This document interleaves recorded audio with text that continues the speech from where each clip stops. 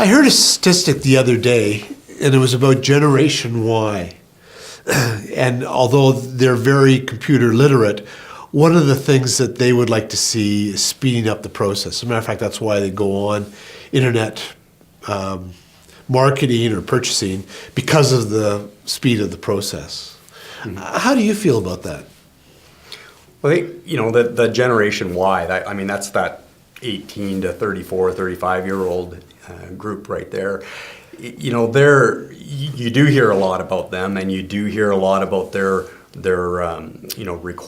impatience, I think, and the stats all back it up, that 50%, I read the other day, 50% of them will purchase from the very first company that responds to their inquiry, and they don't have any problem at all.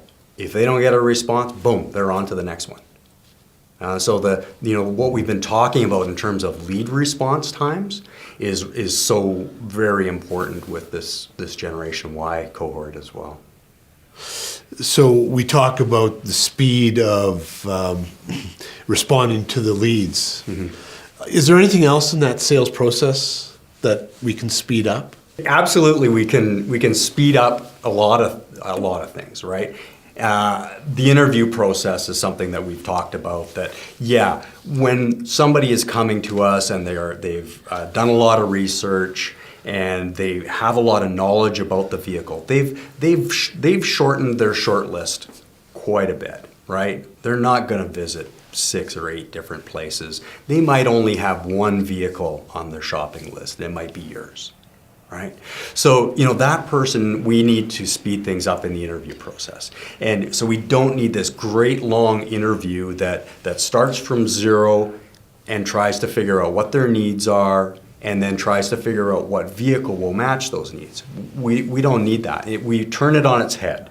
We start with the selection that they've made, and then our interview process can be accelerated, and it becomes, the questions that we ask are all about validating that selection that they've made is a good match or the best match to their needs.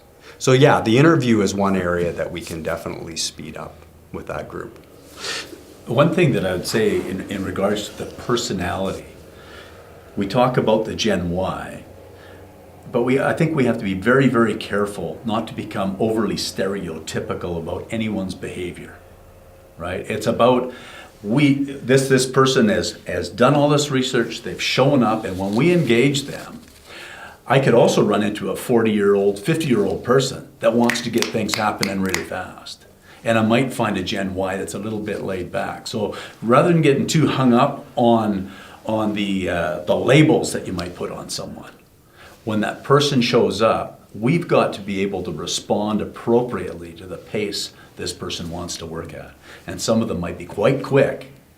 Some of them might be just ready to buy now. Don't get in the way of my buying process. But others might require some validation and some clarification around selection before we can move ahead. That's a great answer, Dan. The reason why is because my next question is, if by chance that we can speed up that interview process, if by chance we can, what can't we speed up? Well, I think, the one thing that we've got to be very careful about, Vic, in terms of speeding up the process is we don't want to speed up the things that they can't do online, okay? And the issue or the problem around speeding up some of those things, like, you think about even the best websites, even the ones that have the most interactivity, the build, you can price, you can get your payments, you can do almost everything, but the one thing you can't do is you can't touch and feel and smell a vehicle. At least not yet, right? Mm-hmm. And maybe that comes in the future, but you can't do that, and you can't drive the vehicle online. And the statistics still say that more than 90% of people are not comfortable making their final purchase decision without touching, feeling, experiencing, driving the vehicle. So that's the vast majority of people still need to have that step. And we do them a disservice if we accelerate that part of the decision or the buying process. Because, there's a lot more to the buying process. There's so much that goes on in their head, right? You think about, people have got this sort of it's like a mental checklist. We call them buying decisions, right? They have all of these things that need to have a little tick beside them before they feel comfortable enough to say yes to buy, right? They're thinking about things like, well, obvious things like, well, do I like the vehicle? Does it fit my needs? Do I like the price or the payment? But they're also thinking about things like, do I like the dealership? Do I like the brand? Do I like the sales consultant that I'm dealing with? How are they going to look after me after I buy the vehicle? What's their service department like? Is that going to be convenient for me? Right? So all of these kind of mental buying decisions are all part of the mix because they're not buying a stick of gum here, right? This is still a significant purchase, right? Yeah. And so unless we can help them to check off all of these buying decisions. Those are very high value sectors that Warren's talking about. Yeah. So unless we can help them to mentally check those things off, then they have a hard time saying yes and actually buying the vehicle, right? So some of those things they can take care of online, some of them they can't. You look at the presentation of the vehicle. Can we speed that up? Well, sure we can we can actually, if they've done a lot of online research, what we can do with the presentation is we can make it so very customized to exactly what they want to look at. And so I would ask somebody, gee, Vic, you've done a lot of research on the vehicle. You know so much about it. Tell me, what are the features that you especially want to have a look at and look at in closer detail today? And you'll tell me, and then that's what I'm going to focus my presentation on. It's what you need to look at to tick off that item and say, you know what, that fits for me.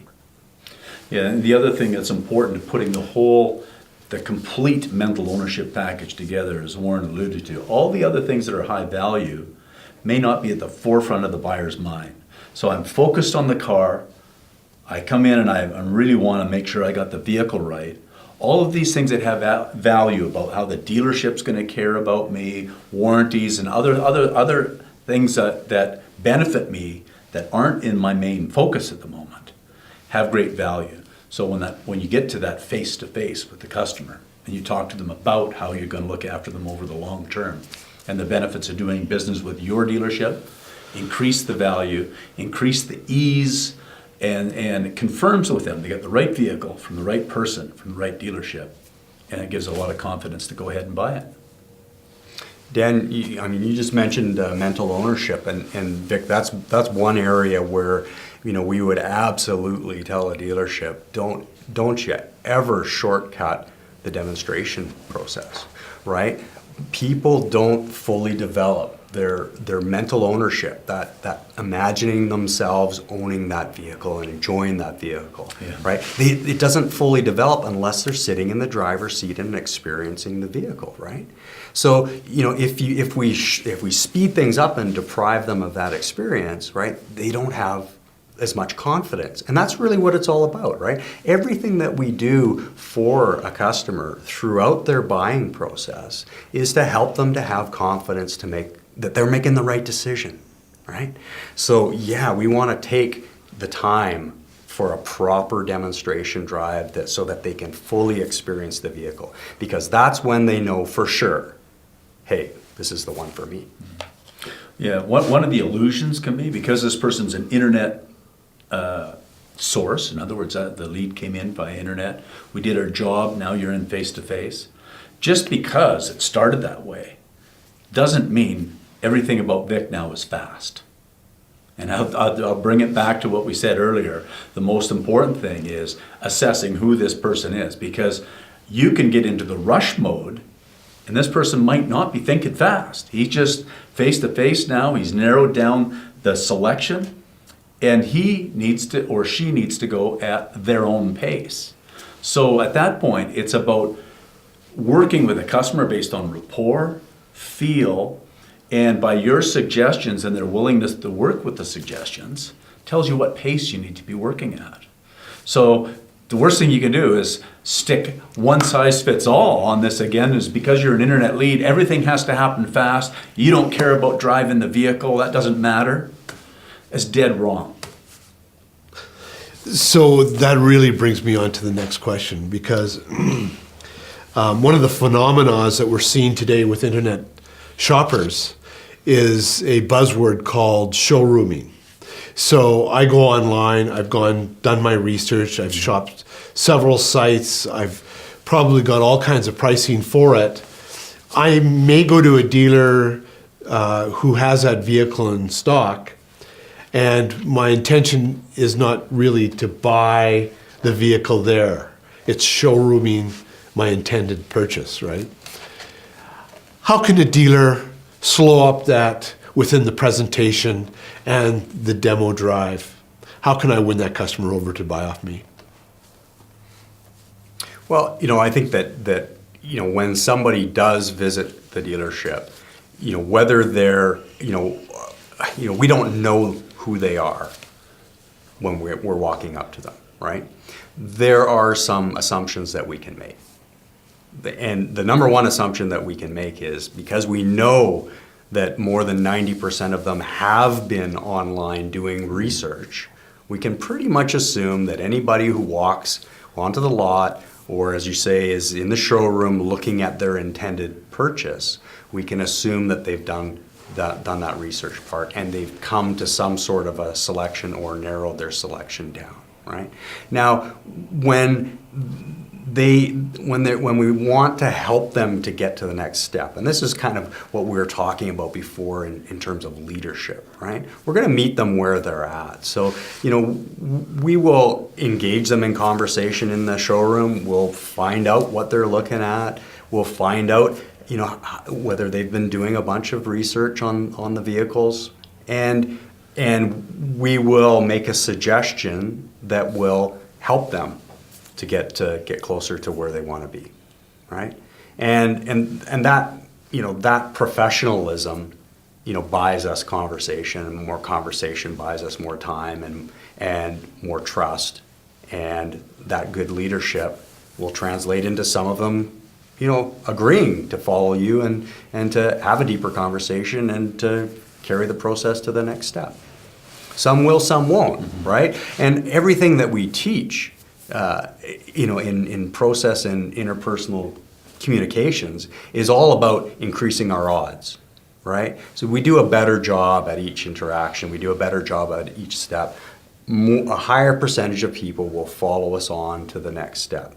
And that's where closing ratio comes from, if you think back, It gets built progressively. it gets built progressively. You look at back, if you ask a lot of dealerships, ask sales managers, ask a dealer principal, well, where's it broken? Where do you need help? What should I make my sales meeting with your guys and girls about? And they'll say, closing, right? Yeah. Because they're not happy with the closing ratio. But closing and negotiation is about this much of the sales process, right? It's all the stuff that came before. And it doesn't fix what's broken back here. Right. Yeah. So I guess what we're saying and what Dan's saying, I like that progressive because that's really what it is. If we're strengthening skill sets all along the piece, then we get more people to follow us to the next step, and then that translates into more vehicle sales, in any given time period. So you have that same progression with digital as well, because you got your unique visitors, creating a quality lead, and we set appointments, sell and deliver. It's all progressive. If it's weak back here, everything breaks down. So the problem's not at the result, the problem's Somewhere back the in lane. here. But you need to know it, not wonder about it. So to book more appointments, how am I going to learn to do that? Well, that's the easiest part. You just hire automotivators and AutoNet Dealer Solutions, and we come out to the dealership, and over a couple of days, we work through all of the marketing aspects of internet sales process and all of the person-to-person skill sets that you need to go from those unique visitors to leads to appointments to vehicle sales. And then we follow on that 2-day program with a year's worth of support to help you track your metrics and figure out where's my next gain, so that we can show progression over the year, and you're going to sell more vehicles. That's how it's done. There's a lot of, as I mentioned earlier, there's a lot of different tool sets that have to work in synergy with each other. If the dealer already had the answer, he'd already be doing it, all right? And so it's not that it's difficult, but if things are done in the wrong order or incomplete or with lack of follow-through or structure, you're going to diminish your results, and you don't need to. You know, so with the, again, it comes back to return on investment.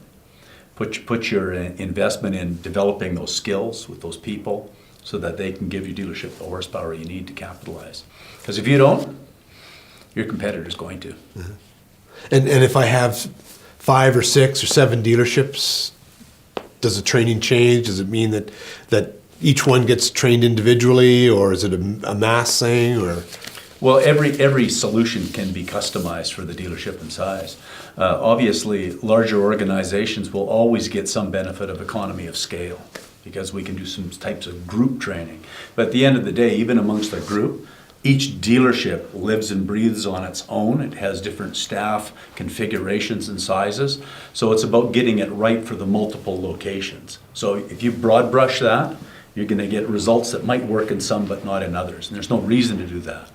So assess the group, figure out exactly what the needs are, and apply the right solution to each dealership to maximize its result. And as they grow, adjust the sales.